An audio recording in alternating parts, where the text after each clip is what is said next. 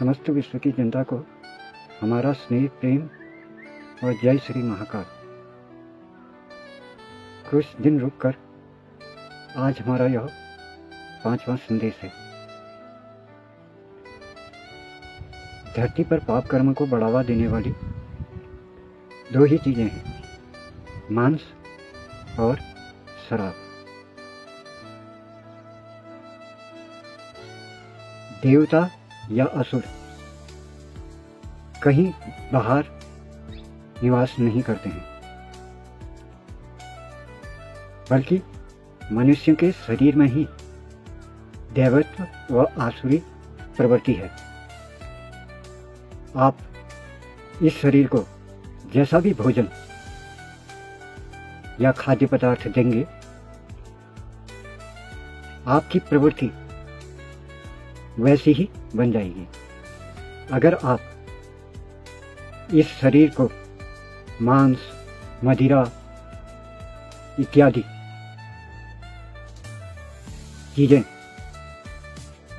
खिलाएंगे तो लाजमी है आपके अंदर आसुरी प्रवृत्ति का निर्माण होगा।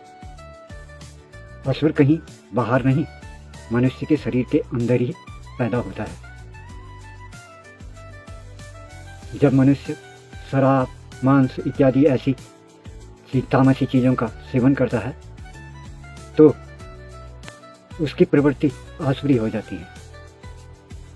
काम, क्रोध, लोभ, मोह, अहंकार, भ्रष्टाचार इत्यादि जितने भी अवगुण हैं मनुष्य के शरीर में पैदा हो जाते हैं और मनुष्य धीरे धीरे इन अवगुणों का आदी हो जाता है और वो इन अवगुणों से युक्त कर्मों को तो करता ही है।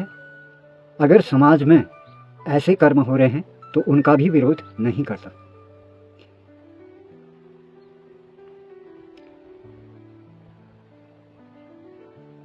इसके विपरीत अगर जो मनुष्य शराब, मांस इत्यादि तामसी पदार्थों का सेवन नहीं करते हैं, उनके अंदर देवत्व गुण पैदा होता है।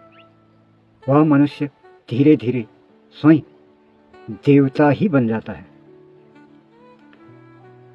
और देवत्व गुणों से युक्त होकर वह समाज हित के कर्मों को करता है और उनका समर्थन करता है। श्री राम, श्री कृष्ण इत्यादि जितनी भी विभूतियाँ या जितने भी देवता अवतार हुए इन्हीं गुणों के कारण हुए। आपने देखा होगा जब रामलीला का मंचन होता है, रामलीला के मंचन में जब रावण दरबार लगता है तो रावण क्या कहता है? हे मंत्री, नाचने वाली सुंदरी को पेश किया जाए, पीने के लिए मदिरा पेश की जाए। तो इससे आप समझ ही सकते हैं कि इन्हीं अवगुण पदार्थों से रावण जैसे ज्ञानी पुरुष को दुराचारी बना दिया। जबकि आपने देखा होगा कहीं भी राम के जीवन में कहीं भी इन पदार्थों के लिए कोई जगह नहीं थी। इसलिए मेरा समस्त विश्ववासियों, खासकर भारतवासियों, अपने हिंदू भाइयों से हाथ जोड़कर निवेदन है कि अब आप एक अच्छे युग में, एक ज्ञानवान युग में रहने लगे हैं। ज्ञान की प्राप्ति अब घर घर तक हो चुकी है। इसलिए उस ज्ञान का लाभ उठाकर अपने विवेक को जागृत कर जरूर सोचें कि इन चीज़ों का सेवन करने से बचा जाए। और इसी कारण समस्त मानव जाति को सुधरने के लिए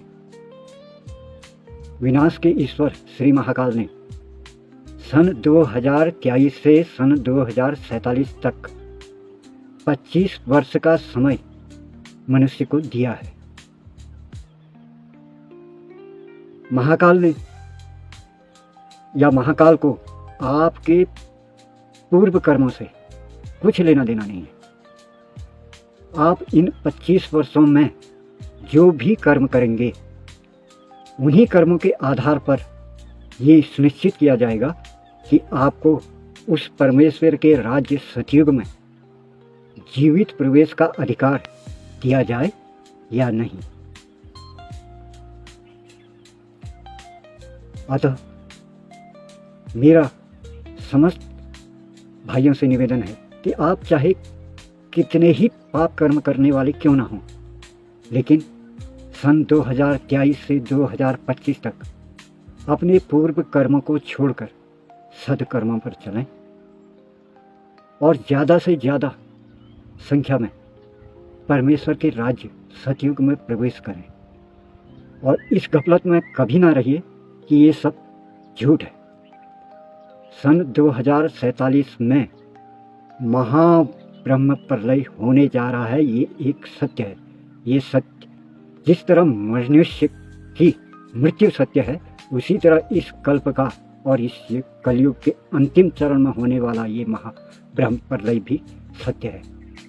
अतः आप लोगों से हाथ जोड़कर मेरी विनती है कि इससे पूर्व के ब्रह्म प्रलय में मनु के बार बार समझाने पर भी मानव जाति नहीं सुधरी थी, लेकिन इस बार हमने खुद अवतार लेकर आप ही जैसे मनुष्य का रूप धारण कर 50 वर्ष की भक्ति आपके वंश को बचाने के लिए करते हुए आपको हाथ जोड़कर हम प्रार्थना कर रहे हैं कि अपने गलत कर्म को छोड़ें और अपने अपने धर्म में बताए गए सदकर्मों को अपने जीवन चरित्र में उतारें।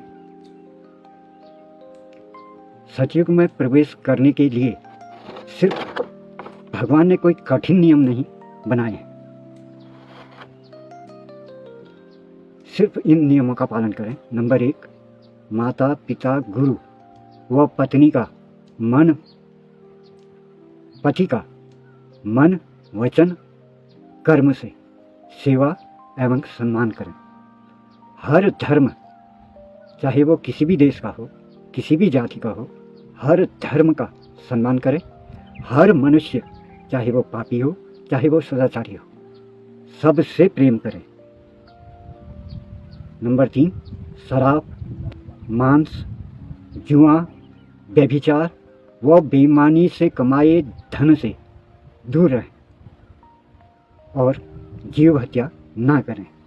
अगर आप इन नियमों का पालन करते हैं और अपने बच्चों से करवाते हैं तो हम आपको 100% गारंटी देते हैं कि आप इस ब्रह्म प्रलय से बचकर सतयुग में प्रवेश करेंगे और परमेश्वर के राज्य को अपनी आँखों से देखेंगे।